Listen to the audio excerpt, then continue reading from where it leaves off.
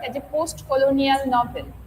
Before exploring this novel as a post-colonial novel, we need to understand what post-colonialism is. Now, that might sound like a heavy academic jargon. You might be thinking, post-colonial, so after colonies. What does that have to do with me? Well, I would argue that it has everything to do with understanding the modern world. Let's break it down. First, post-colonial theory is not just about what happened after the foreign flags were lowered and the colonizers went home. It's about the entire process and, most importantly, the lasting impact. It doesn't merely bear the burden of chronological significance as in after political impact. It refers to that which questions and protects against colonialism. It addresses itself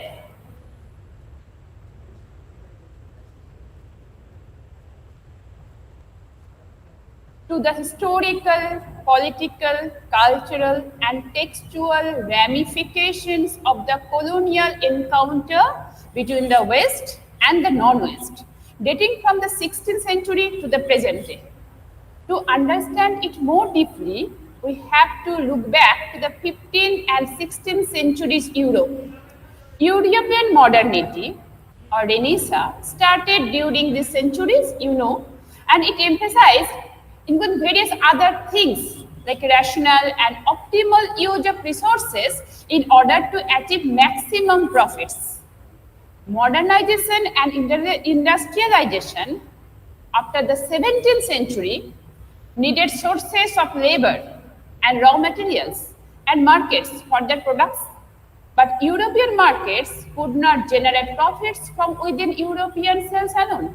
This meant that European countries began to look at Asia, South America, and Africa as sites providing them the much required resources. In this way, modernity directly led to voyages of discovery for trade routes and conquest for control over resources in other parts of the world. Thus, colonialism emerged out of this process of industrial modernity and its capitalist modes of production. For various nations in Africa, Asia, and South America, modernity has historically been characterized by the rule and dominance of native cultures by non-native, usually European ones. You can remember, as you have read in history, that after the defeat of Sirajuddaula in 1757, modern period in India started. Thus, modernity has been colonial modernity for many regions of the non-white world, including our country. And colonialism can be described as the process of settlements by Europeans in Asian, African, and South American territories. Colonization found its climactic moments in the 19th and 18th centuries. It was actually an exploitative mechanism. Economic exploitation of resources, the use of native peoples as slaves, and the conquest of territory and markets. And this mechanism was based on the difference in race, culture, forms of knowledge, technological advancement, and political systems between the Europeans and the natives. We Indians know how the Indians were exploited and tortured by the Europeans, and how the revolts and rebellions against the Britishers were subdued brutally by the Europeans.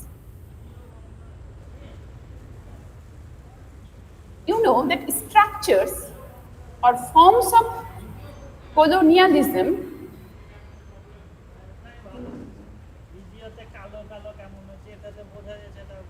that structure and forms of colonial domination were, of course, racialized in the sense that they were created and administered by acknowledging and reinforcing the racial differences between the natives and the colonial masters. The European master possessed the power to govern, and the natives were subjects to the systems created by the master. These structures, or you can say tools or instruments, were sustained not merely by the use of military and economic powers, though these were exceptionally central to it, but through a complex dynamic of representation and discourse, or to say more specifically, by upholding an ideology.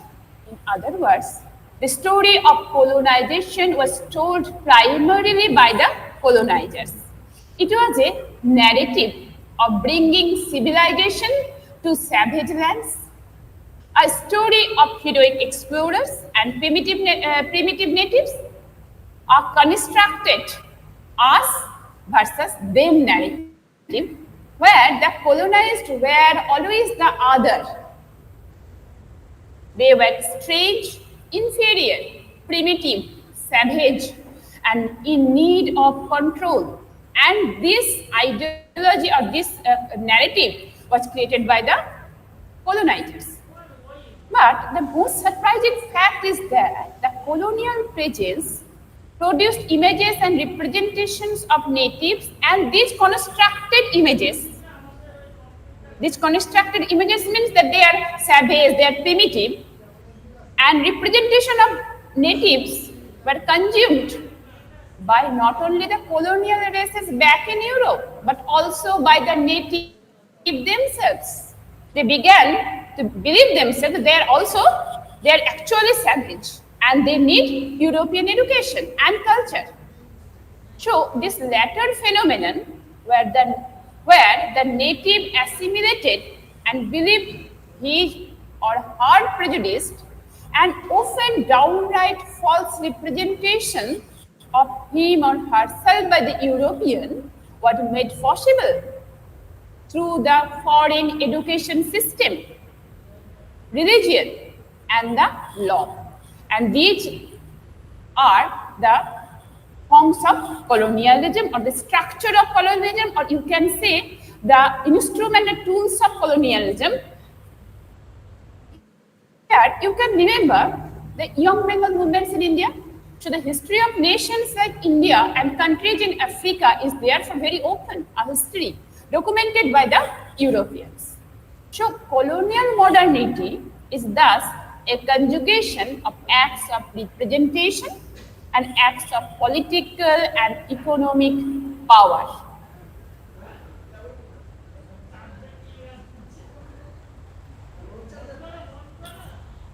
In this PPT, you can see the precursors or early thinkers of post-colonialism. In day-to-day academic discourse, the post-colonial approach is commonly associated with names such as Edward Said and Gayatri Chakraborty Spivak. Yet, it is important to recognize that the legacy of anti-colonial nationalist thinkers and theorists like Mahatma Gandhi, Franz Fanon, M. Caesar, Leopold Ségur, Albert Memmi has been, as if not more important, than these in shaping post-colonial concepts of opposition and self-determination. These commentators from Asia and Africa during the anti-colonial struggles pointed to the racial dimension of colonial rule, the inequalities of power, and the slow but steady erosion of native values and cultures, especially languages, by colonial rulers. They also viewed colonization as something more than mere military political power. They viewed it as a process of cultural domination through representation, discourse, and documentation. This critique of colonial racialized acts of representation in law, history writing, literature, religion, and educational practices provides the opening moves of what has come to be known as post-colonial theory. In fact, post-colonial theory draws upon key ideas and concepts developed in the anti-colonial struggle or nationalist movement. Much of the ideas of resistance, like cultural nationalism and nativism, emerged in the context of anti-colonial struggle in Asia, Africa, and South America. Instead, post-colonial is that which questions, overturns, or critically reflects colonial authority. Its epistemologies and forms of violence, its claims to superiority. Post-colonialism is therefore not merely a chronological term, as if after political empire. On this reckoning, the Pan-Africanist novel Moody, championing black cultural history, published in 1930 by the founder secretary of the African National Congress, Solomon Perdue, is a post-colonial text. In fact, the term post-colonial designates liberatory and opposition responses to colonialism. It, therefore, refers to those theories, texts, political strategies, and modes of activism that engage in such questioning that aim to challenge structural inequalities and bring about social justice. So, post-colonial theory thus focuses on question of race within colonialism. It begins with the assumption that colonial writing, arts, legal systems, science, and other socio-cultural practices are always racialized and unequal, where the colonial does the representation and the native is represented. Post-colonial theory, in other words, is a method of interpreting, reading, and critiquing the cultural practices of colonialism, where it proposes that the exercise of colonial power is also the exercise of racially determined powers of representation. It focuses on question of race within colonialism and shows how the optic of race enables colonial powers to represent, reflect, refract, and make visible native cultures in particular ways. It begins with the assumption that colonial writing, art, legal system, science, and other socio-cultural practices are always racialized and unequal, where the colonial does the representation and the native is represented.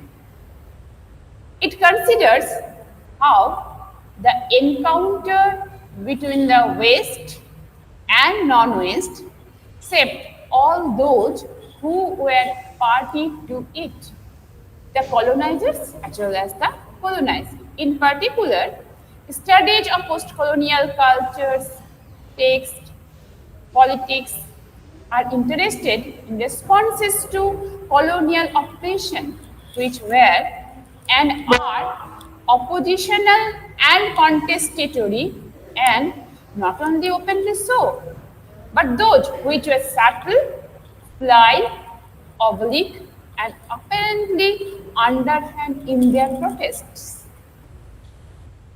So,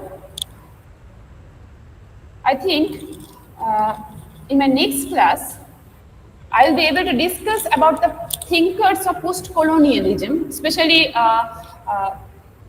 Mahatma Gandhi, Franz Fanon, Edward Said, and Gayatri Chakraborty Spivak in detail. After that, we will delve deep to discuss Things Fall Apart as a post-colonial novel.